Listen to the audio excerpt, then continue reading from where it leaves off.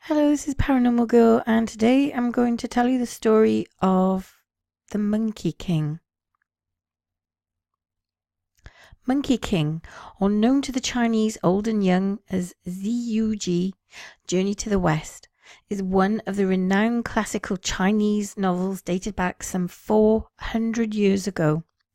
The other three being Xiu Hu, The Water Margins, Hong Lu Meng, Dream of the Red Mansions, and Sang Gua, Romance of the Three Kingdoms. Monkey King is based on a true story of a famous monk, Xuan Zang of the Chinese Tang Dynasty, 602 to 664. After a decade of trials and tribulations, he arrived on foot to what is today India, the birthplace of Buddhism. He was there for the true Buddhist holy books. When he returned, Xuan Zang translated the sutras into the Chinese, thus making a great contribution to the development of Buddhism in China. Monkey King is an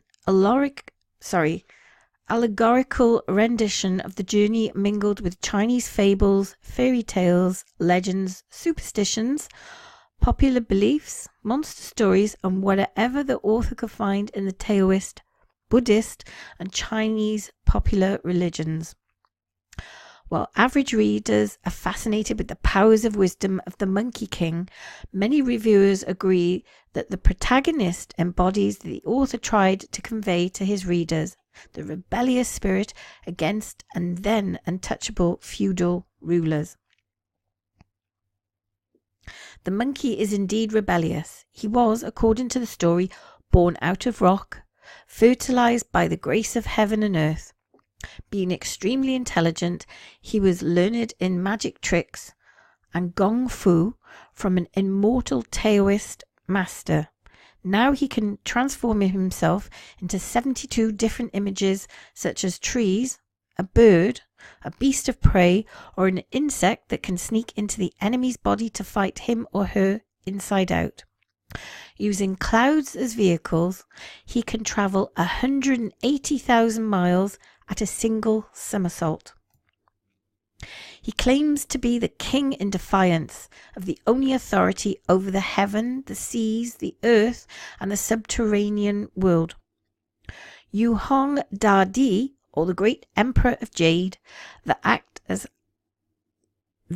of high treason coupled with complaints from the masters of the four seas and the hell, incurs at the relentless scourge of the heavenly army. In fact, the monkey has fought into the ocean and seized the Dragon King's crown treasure, a huge gold-banded iron rod used as a ballast of the waters, able to expand or shrink at his command.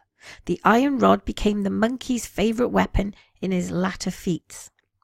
The first test of its power came when the monkey stormed into hell and threatened the Hadean king into sparing his and his followers mortal life so that they all could enjoy eternity. After many showdowns with the fearless Monkey King, the heavenly army had suffered numerous humiliating defeats. The celestial monarch has but to give the Dove faction a chance to try their appeasement strategy, to offer the monkey an official title in heaven with a little authority. When he learned the truth that there is nothing but an object of ridicule, the enraged monkey revolts, fighting all his way back to earth to resume his original claim as the king. Eventually, the heavenly army, enlisting the help of all the god warriors with diverse tricks, manages to capture the barely invincible monkey. He is sentenced to capital punishment. However, all methods of execution fail. Having a bronze head and iron shoulders, the monkey dulls many a sword inflicted upon him. At the last resort, the emperor commands that he is to be incarcerated in the furnace where the Taoist minister Tai Shang Lao Yung refines his pills of immortality. Instead of killing the monkey, the fire and the smoke therein sharpens his eyes so that he can now see through things that others cannot. He fights his way back to Earth again. At his wit's end, the celestial emperor asks Buddha for help. Buddha imprisons the monkey under a great mountain known as Wu Zi Shang, the mountain of the 5 fingers. The tenacious monkey survives the enormous weight and pressure. 500 years later, there comes to his rescue the Tang monk, Zhuang Zhang, who we mention at the beginning of the story. To make sure that the monk can make for the west to get to the sutras, Buddha has arranged for the Monkey King to become the monk's escort in the capacity of his disciple. Soon on their way to the west, 2 more disciples, also at the will of Buddha, join their company. One is the humorous and not so courageous pig transgressed from an imbrious celestial general for his assault against a fairy. The other a sea monster who also used to be a celestial general, now in exile for misdemeanor.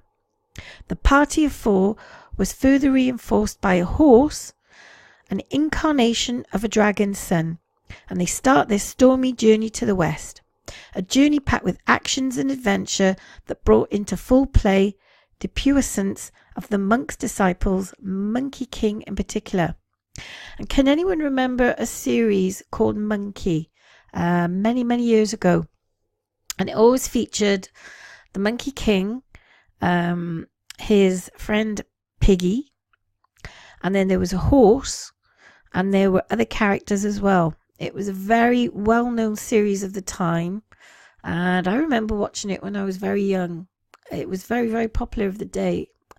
I wonder if we could still manage to watch that film. It was very, very good. Monkey King was always a very good, interesting story of the ancient mythology.